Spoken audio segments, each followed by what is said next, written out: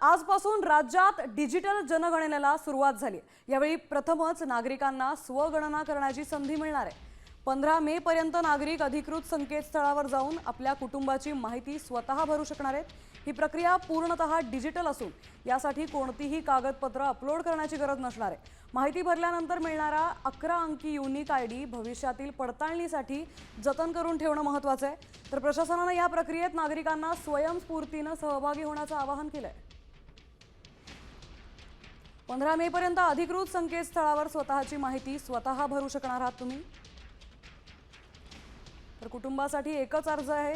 एकूण 33 प्रश्नांची अचूक उत्तरं भरणं आवश्यक असणार आहे। माहिती भरल्यावर मिळणारा 11 अंकी आयडी पडताळणीसाठी जतन करून ठेवावा लागेल।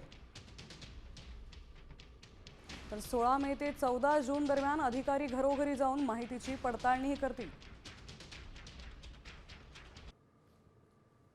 कागदपत्र अपलोड करू नका आणि फक्त अधिकृत लिंकचाच वापर करा।